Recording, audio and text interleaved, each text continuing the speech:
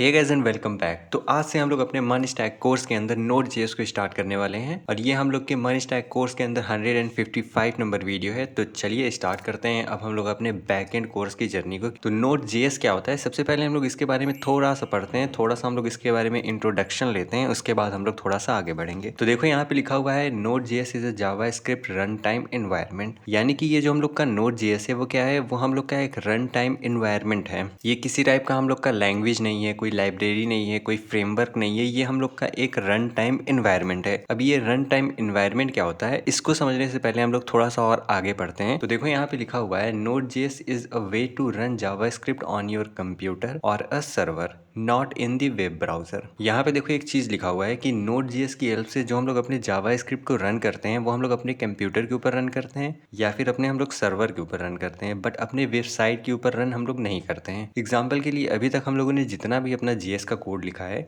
Let suppose that कि यहाँ पे मेरा एक जेएस का कोड मैंने लिखा हुआ है।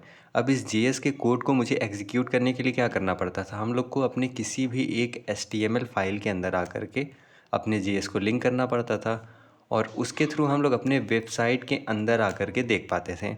अगर मैं जावास्क्रिप्ट के अंदर कुछ भी कंसोल लॉग करा देता था तो वो कंसोल लॉग हम लोग अपने वेबसाइट के कंसोल के अंदर आकर के देखते थे। यानी कि यहाँ पे हम लोगों ने अभी तक जितना भी जावास्क्रिप्ट लिखा हुआ है वो हम लोगों ने अपने वेबसाइट के अंदर लिखा हुआ है, ठीक। बट अब ये जो हम लोग का नोड जेएस है, नोड जेएस हम लोग का एक रन टाइम इन्वायरमेंट होता है।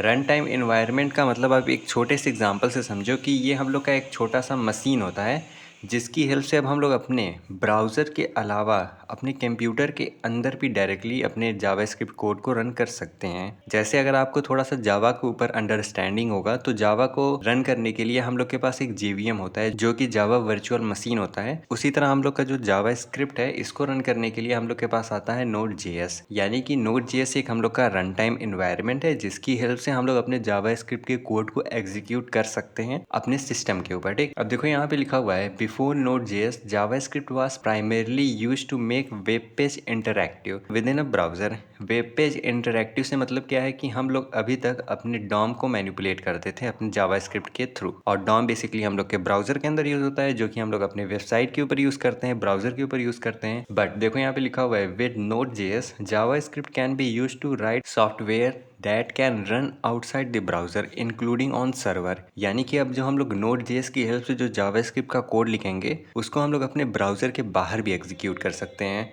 सुनने में काफ़ी इंटरेस्टिंग लग रहा होगा, इसको भी हम लोग करके देखेंगे। अब हम लोग जरा इसका बेनिफिट देखते हैं। तो देखो बेनिफिट इसके अंदर क्या है कि जावास्क्रिप्ट एवरीवेयर, यानी कि हम लोग अपने फ्रंट एंड के लिए भी जावास्क्रिप्ट यूज़ कर रहे हैं और जैसा कि हम लोग देख रहे हैं कि Node.js की हेल्प से हम लोग जो जावास्क्रिप्ट का कोड लिखेंगे वो हम लोग अपने सर्वर पे भी यूज़ कर सकते हैं और अपने ब्राउज़र के बाहर भी यूज़ कर सकते हैं। यानी कि हर एक जगह अब हम लोग जावास्क्रिप्ट का यूज़ कर रहे हैं, तो एक लैंग्वेज हम लोग के हर एक जगह यूज़ हो रही है। दूसरा जो बेनिफिट है वो हम लोग का जावास्क्रिप्ट एसिंक्रोनस होता है। तीसरा जो बेनिफिट है वो हम लोग का सिंगल थ्रेडेड होता है। ये सारी चीज़ों को भी हम लोग डिटेल में कवर करेंगे। तो यहाँ पे हम लोगों ने Node.js के ऊपर थोड़ा सा इंट्रोडक्शन ले लिया। अब मैं आपको एक एग्जांपल से दिखाता हूँ इसको। तो यहाँ पे देखो मैंने Node.js का वेबसाइट ओपन किया हुआ है, सर्च किया हुआ है। अगर मैं यहाँ पे आकर के इंस्पेक्ट करूँ तो करंट में देखो हम लोग अपने ब्राउज़र के अंदर हैं। मैं इसको यहाँ से कंसोल को ओपन करता हूँ। अब यहाँ पे देखो लेट्स सपोज दैट मैंने ए नाम का एक वेरिएबल बना दिया जिसके अंदर मैंने टॉम को स्टोर कर लिया और बाद में अगर मैं कंसोल लॉग कराऊँ, कंसोल डॉट लॉग अपने ए को, तो देखो हम लोग का टॉम प्रिंट हो गया। यानी कि यहाँ पे देखो हम लोग जावास्क्रिप्ट का कोड लिख रहे हैं बट ये कोड करंट में हम लोग अपने ब्राउज़र के अंदर लिख रहे हैं। बट अब यही सेम कोड हम लोग अपने ब्राउज़र के बाहर भी लिख सकते हैं अपने Node.js की हेल्प से। तो हम लोग क्या करेंगे, सबसे पहले इंस्टॉलेशन देखते हैं। तो इंस्टॉलेशन के लिए हम लोग क्या करेंगे, सबसे सिंपल अपने Node.js वेबसाइट के अंदर आएंगे। Node.js को यहाँ पे सर्च करके अपने वेबसाइट को हम लोग ओपन करेंगे। तो यहाँ पे देखो हम लोग अपने Node.js की वेबसाइट के अंदर आ गए। आप यहाँ से आकर के सिंपल यहाँ पे देखो एक रिकमेंडेड वर्जन है, एक हम लोग का करेंट वर्जन है। मे बी ये जो हम लोग का करंट वर्जन है ये हम लोग का थोड़ा स्टेबल नहीं होता है, इसलिए हम लोग रिकमेंडेड को डाउनलोड करते हैं। तो यहाँ से आप सिंपल इसको डाउनलोड कर लेना। अगर आपको अपने ओएस के बेस पे डाउनलोड करना है तो यहाँ पे आपको डाउनलोड का सेक्शन मिलेगा। यहाँ पे आप अपने विंडोज़ के लिए निकाल लो, मैक के लिए निकाल लो, चाहे जिसके लिए भी आपको निकालना है वहाँ से यहाँ से आकर के आप डाउनलोड कर सकते हो, ठीक। तो ये तो हम लोग का प्रोसेस हो गया सिंपल अपने Node.js को डाउनलोड करने का। अब लेट्स सपोज दैट कि आपके सिस्टम के अंदर ऑलरेडी Node.js इंस्टॉल हो, तब आप क्या करोगे, हम लोग क्या करेंगे, अपने कमांड के अंदर आएंगे CMD के अंदर। यहाँ पे आकर के मैं नोट प्रेस करके इंटर प्रेस करूँगा तो यहाँ पे देखो वेलकम टू नोड आ रहा है हम लोग का और यहाँ पे हम लोग का वर्जन दिख रहा है। अब हम लोग अपने नोड की इन्वायरमेंट के अंदर आ गए हैं। मैं करंट में अपने इन्वायरमेंट से एग्ज़िट लेता हूँ, ठीक। और यहाँ पे आकर के अगर मुझे अपने नोड का वर्ज़न चेक करना है तो उसके लिए हम लोग नोड डैश वी लिखते हैं। इंटर प्रेस करूँ तो ये देखो हम लोग का नोड का वर्ज़न आ रहा है 21.6.1, ठीक। तो अगर आपके सिस्टम के अंदर ऑलरेडी नोड इंस्टॉल होगा तो वो कुछ इस तरह यहाँ पे आपको उसका वर्ज़न दिखने लगेगा। तो आपको नोड को इंस्टॉल नहीं करना है, या फिर अदरवाइज़ आप अपडेट करना चाहते हो तो आप डाउनलोड करके अपडेट कर लेना। तो अभी तक हम लोगों ने जितनी चीज़ें पढ़ी हैं, एग्जाम्पल के लिए मैं अभी इसको यहाँ से क्लियर करता हूँ और मैं सबसे पहले अपने नोड के इन्वायरमेंट में आता हूँ। तो यहाँ पे जैसे ही मैं नोड को इंटर प्रेस करूँगा तो यहाँ पे देखो हम लोग अपने नोड के इन्वायरमेंट में आ गए। वेलकम टू नोड JS, उसके बाद type dot help for more information.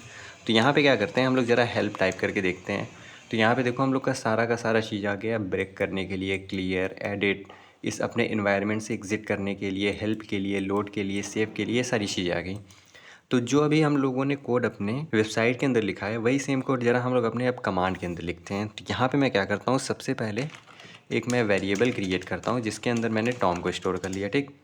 यहाँ पे देखो हम लोग को अनडिफाइंड आ रहा है। अब अगर मैं यहाँ पे console.log लिख करके अपने ए को पास करूँ, इंटर प्रेस करूँ, तो देखो हम लोग को टॉम आउटपुट आ रहा है। यानी कि बिल्कुल सेम जैसे हम लोग के ब्राउज़र के अंदर वर्क कर रहा था वैसे ही यहाँ पे हम लोग का ये वर्क कर रहा है।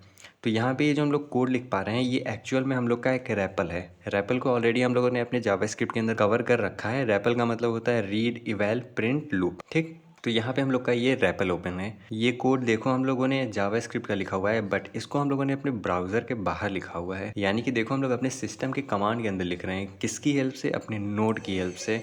तो कुछ इस तरह नोड JS की हेल्प से ये हम लोग का एक एनवायरनमेंट क्रिएट कर दिया जिसके अंदर अब हम लोग अपने जावास्क्रिप्ट का कोड लिख पा रहे हैं। अगर मुझे यहाँ पे कुछ भी लिखना है, मैं लेट का यूज़ कर सकता हूँ, मैं कॉन्स्ट का यूज़ कर सकता हूँ, कॉन्स्ट बी, जिसके अंदर मैं कुछ वैल्यू को ऐड कर सकता हूँ। अब अगर मैं इंटर प्रेस करके console.log करूँ बी को, तो यहाँ पे देखो हम लोग का 52 आ गया, ठीक। अब ये नोड JS के अंदर हम लोग के जावास्क्रिप्ट के सारे टूल्स अवेलेबल होते हैं। अगर मैं यहाँ पे अपने कमांड के अंदर 2 टाइम टैब को प्रेस करूँ तो यहाँ पे देखो ये हम लोग को कुछ इसके टूल्स मिल रहे हैं। अगर आप इस टूल्स को देखो तो इसको हम लोगों ने ऑलरेडी काफ़ी टाइम यूज़ कर रखा है। अगर मैं यहाँ पे देखूँ तो यहाँ पे हम लोग के पास HTTP है, HTTPS है, नेविगेटर है, OS है, पार्स इंट है। ये सारी चीज़ें हम लोगों ने ऑलरेडी अपने जावास्क्रिप्ट के अंदर यूज़ की हुई है। तो ये देखो ये सारी चीज़ें हम लोग के नोड JS के अंदर अवेलेबल है। यहाँ पे देखो इस finite, parse float, performance, but साथ ही साथ इसके अंदर हम लोग के पास और भी बहुत ढेर सारी चीज़ें अवेलेबल होती हैं, ठीक। तो ये है हम लोग का एक बेसिक ओवरव्यू कि कैसे हम लोग अपने रैपल के अंदर अपने नोड JS की हेल्प से अपने जावास्क्रिप्ट का कोड लिख सकते हैं और उसको अपने ब्राउज़र के बाहर एग्जीक्यूट कर सकते हैं। तो अभी तक हम लोगों ने जितना भी कोड यहाँ पे लिखा हुआ है ये कोड अभी हम लोगों ने अपने कमांड के अंदर लिखा हुआ है। लेट्स सपोज दैट कि हम लोगों को अब सेम कोड को अपने फाइल के अंदर लिखना है, अपने जावास्क्रिप्ट फाइल के अंदर लिखना है, तो वो भी हम लोग कर सकते हैं। तो उसके लिए हम लोग क्या करेंगे, तो उसके लिए हम लोग अपने empty VS कोड के अंदर आएंगे और यहाँ पे आकर के मैं सिंपल अपने जैसे जावास्क्रिप्ट का फाइल क्रिएट करता था उसी तरह मैं index.js नाम का एक फ़ाइल क्रिएट करता हूँ और इसके अंदर मैं लिख देता हूँ console.log वेलकम या फिर हेलो वर्ल्ड। सेव करते हैं इसको। अभी तक हम लोगों ने क्या किया था, हम लोग यहाँ पे आकर के अपना एक HTML का फ़ाइल क्रिएट करते थे और यहाँ पे आकर के हम लोग क्या करते थे, अपने जावास्क्रिप्ट को लिंक करते थे और उसकी हेल्प से हम लोग अपने ब्राउज़र के कंसोल के अंदर आकर के अपने जावास्क्रिप्ट कोड को इंस्पेक्ट करते थे। बट अब हम लोग क्या कर सकते हैं, हम लोग डायरेक्टली अपने इस जावास्क्रिप्ट कोड को एग्जीक्यूट कर सकते हैं। उसके लिए क्या करेंगे, हम लोग अपने यहाँ पे आकर के ओपन इंटीग्रेटेड टर्मिनल को ओपन करेंगे। ये क्या करेगा, हम लोग के इस वाले पाथ पे जहाँ पे हम लोग का फोल्डर क्रिएट है वहाँ पे टर्मिनल को ओपन करेगा। इस सबको मैं हटा देता हूँ यहाँ से। तो देखो यहाँ पे हम लोग का जो भी हम लोग का पर्टिकुलर फोल्डर जिस भी पाथ के अंदर क्रिएटेड है वहाँ पे हम लोग का टर्मिनल ओपन हो गया।